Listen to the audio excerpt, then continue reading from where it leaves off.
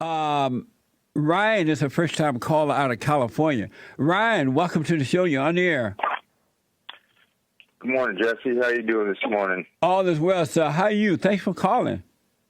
I'm doing well. I've been listening to you for about 6 months now. A buddy of mine turned me on to you, and I respect everything you say. It's Thank you, Ryan. you're on top of it. Thank you. The reason I called in today, so I don't. This is my first time ever calling into a radio show. I'm kind of nervous, but Don't be nervous, buddy. That's amazing. It's the first time, but don't be nervous. It's just Jesse. I know you're a good brother.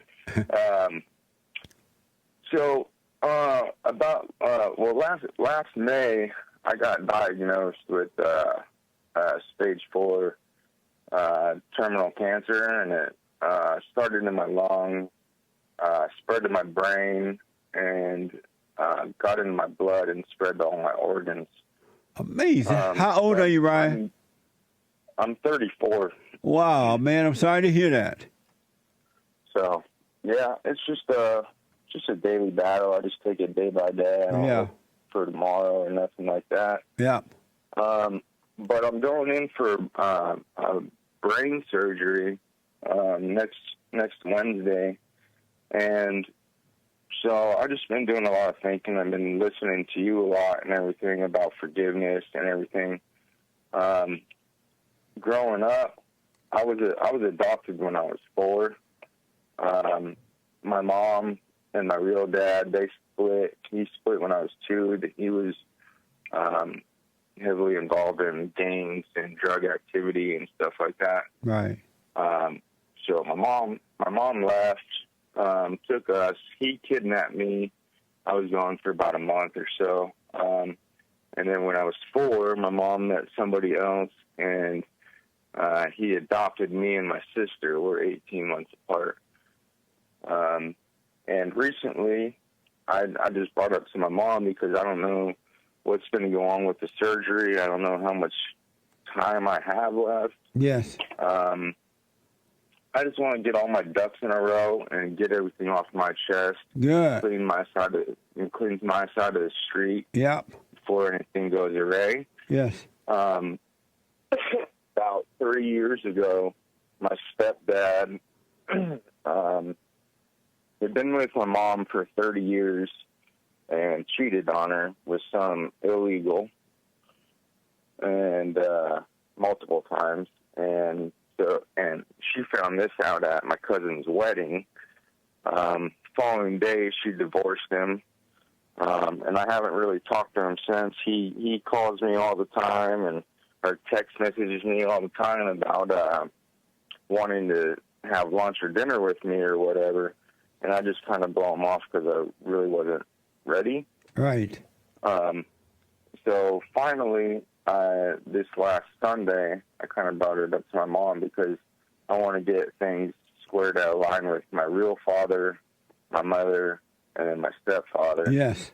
So I went to my stepfather. We had lunch, and I was looking for some type of an apology or anything. But the main reason I told him, because he didn't really say anything at first or anything, and I said, it's been 3 years since I've talked to you or seen you. You want me to come out to dinner or lunch with you. Now I'm here. What do you want from me? And he couldn't really answer that question. He's like, what do you mean what I want from you? And I said, well, I'm here. Do you have anything to say? Do you have anything you want to do? Like, well, what is the point? What are you trying to get at? And I never got an apology. What did you need an apology for? Why did he need to apologize to you for what? For hurting my mom, for hurting for breaking apart the family. He's going to throw away 30 years of a marriage over. But that didn't happen. Alien. That didn't happen to you, Ryan. It happened to your mother. That was something between them. As a parent, right. That from what you've said, he loved you as his son, and he hasn't done anything to you. That's why he didn't need to apologize. And you don't have a right to be angry at him for what happened between your mother and him, because those are two adults with their own issues, going through their own issues. It had nothing to do with you. Right. We didn't grow up. I mean, I grew up under him or whatever, but we never got along, and I did some pretty rough things. Like, I broke his nose one time. Well, you should apologize to him for resenting him. You judged him. And that's exactly what I did. I went there, and I said, this is the reason why I came. I said, look, depending on whatever you did wrong, I forgive you for that. But no, that's the wrong way to apologize. You apologize for hating him or resenting him for what he did, because his issues are his own issues. Your issue is that you're holding a grudge, and as human beings, we have no right to hold a grudge against anyone. So you should apologize for resenting him. Whatever he did, he couldn't help himself, and so he the one need to deal with God about that. You need to deal with God by forgiving him, because you had no right to judge him, and whatever happened with your mother and him had nothing to do with you.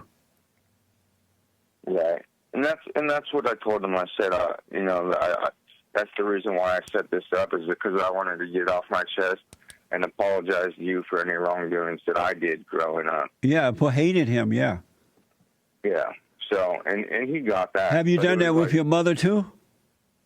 Well, I brought it up to her attention, yes, and what I'm doing next is I set up for this weekend my biological father that hasn't seen my mom in 32 years. But so because of time, and I want you to call me back next week once you talk to your father. But when you meet your father, just ask him what happened, because whatever happened with your father and your mother had nothing to do with you. And so don't let your mother play victim and put her problems on you. Those are not your issues. She said she was okay with it, but then now she came at me last night and said that she wants to do this over the phone. And I said, I'm not doing this over the phone. That's right. I want it to be sincere. I want it to be honest. I want everybody to be able to look each other in the eye. And, I just get whatever we need to get off of our chest. That's right. And forgive each other and move on. And make sure you forgive your mother for what she did, too, to you. So God can forgive you, and you're going to be fine.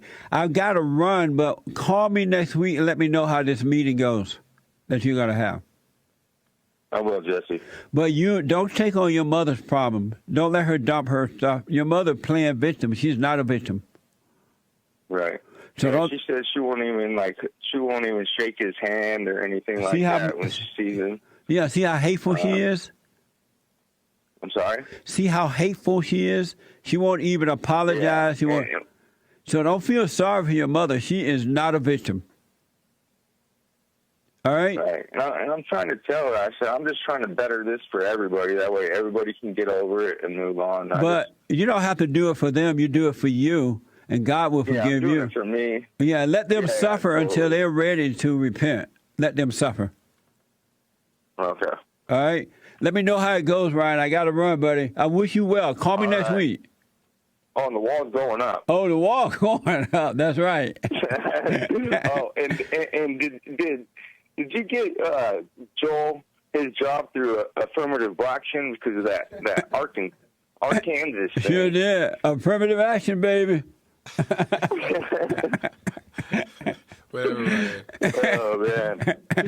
Thank you, Ryan. Thank you, Jesse, man. All right. Call me, I listen to you every day. I appreciate that, Ryan. Call me. I'll keep you in my prayers, too, all right? I appreciate it, bro. And I wish you well. Too. Yeah, I wish you well with the surgery. Thank you very much. All right, buddy.